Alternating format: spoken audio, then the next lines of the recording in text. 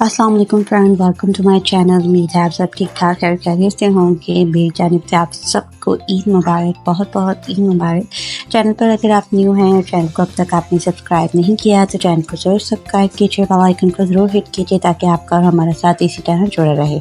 तो चलिए, आज हम जो बनाने वाले हैं वो है बहुत ही ज़बरदस्त बीफ कोरमा रेसिपी, जो कि ईद स्पेशल है।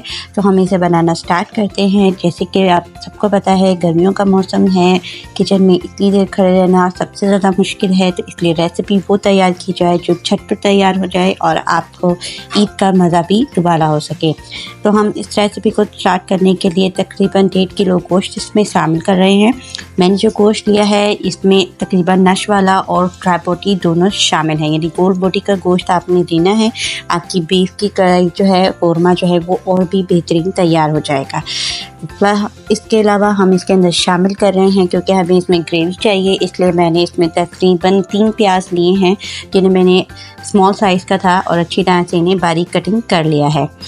अब हम डायरेक्ट इसमें कुकर में इसे पकाने के लिए तैयार करना स्टार्ट करते हैं। सबसे पहले हम इसके अंदर शामिल करेंगे प्याज।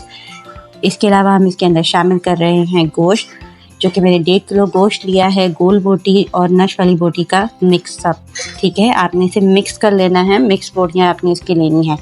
इस तरह किसी भी दोरी डंडे में आप जो है अपना मसाला जो है उसे अच्छी तरह से पीस लें। इसमें मैं शामिल करूँगी 1/2 टीस्पून दादर करने के लिए सूखा धनिया पाउडर, और लौंग के चंद दाने। आपकी रिक्वायरमेंट के अकॉर्डिंगली आप इसमें लौंग शामिल करना चाहें तो कर सकते हैं, नहीं तो ये ऑप्शनल है। काली मिर्ची साबुत जो है आप इसके अंदर चंद दाने यानी 4 से 5 दाने इसमें शामिल कर सकते हैं। इसके अलावा सब्ज़ इलायची का 1 पीस आप इसमें शामिल कीजिए। अच्छी तरह से इन तमाम मसाला जात को आप दरदरा कर लीजिए। हमें इन्हें दरदरा से तैयार करना है। दरदरा करने का मकसद ये होता है कि आप इसे फ्रेश हाथ से जिससे करते हैं तो इसकी खुशबू और टेस्ट बिल्कुल डिफरेंट और दुबारा कर देता है हांडी को, इसलिए आप इसे हाथ से फौरी तौर पर फ्रेश टाइम में ही दरदरा कर लीजिएगा। इस तरह से हम इसमें शामिल करेंगे।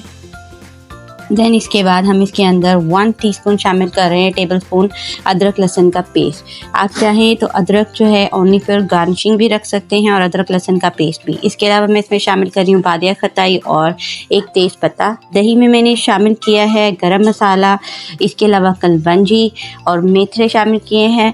बहुत बिल्कुल आप चुटकी के बराबर इसमें सामान शामिल कर सकते हैं। गरम मसाला मैंने इसके अंदर शामिल किया है 1 टेबल स्पून। ठीक है, इसके अलावा मैंने इसमें दादर मिर्च इस्तेमाल की हैं। इन तमाम मसाला जात को आपने अच्छी तरह से दही के अंदर मिक्स कर लेना है और दही को आपने इसमें शामिल कर देना है। मेरे पास फ्रीज़ हुए हुए टमाटर थे, ये मैंने तकरीबन 4 टमाटर लिए हैं, जिन्हें मैंने इस तरह से हाफ कट कर लिया है। अब मैं इन्हें इसी तरह से इसमें शामिल कर दूँगी।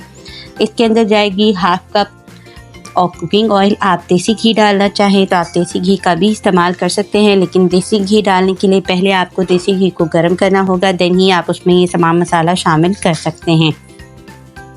इस तरह से हम इसमें देसी घी का इस्तेमाल करेंगे ताकि हमारी जो हांडी है वो शामिल हो सके। क्योंकि मैं इसमें सिंपल ऑयल इस्तेमाल कर रही हूँ, घी जिसे हम कहते हैं, तो मैंने तकरीबन ये 1/2 प्याली जो है वो घी का इस्तेमाल किया है, तो हम सिर्फ वही शामिल करेंगे।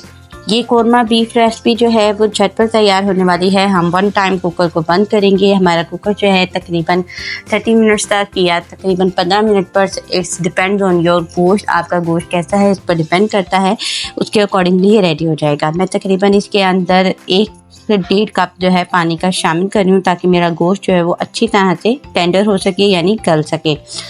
रेसिपी को एंड तक ज़रूर देखिएगा। ये आपके लिए स्पेशल रेसिपी तैयार की गई है ताकि आप फटाफट इसको तैयार कर सकें। इस तरह से तमाम मसाला जात को मैं मिक्स करने के बाद कुकर को सीटी लगाकर बंद कर लूँगी और ये रेडी हो जाएगी। तो चलिए इसे प्रेशर कुकर पर रखते हैं। आप देख सकते हैं कुकर से रेडी हो चुकी हुई है। हमारा जो कोरमा है वो तैयार हो चुका है। इसे अच्छी तरह से भूनने के बाद मैं इसे डिश आउट कर लूँगी। सिर्फ हमें इसकी बुनाई करनी होगी और ये तैयार होगा।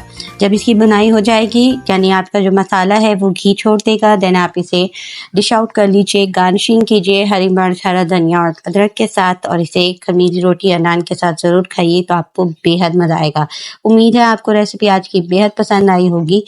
ट्राई ज़रूर कीजिएगा। फीडबैक में ज़रूर हमें गाइड कीजिएगा कि आपने ये रेसिपी ट्राई की है तो आपको इसका कितना मज़ा आया है, ताकि हमारी और भी हौसला अफजाई हो सके। उम्मीद है आपको बहुत पसंद आई होगी। फिर मिलते हैं एक नई रेसिपी के साथ। तब तक के लिए अपना और अपने इर्द गिर्द रहने वालों का बेहद ख्याल रखिएगा। दुआओं में हमें याद रखिए। अल्लाह हाफ़िज़।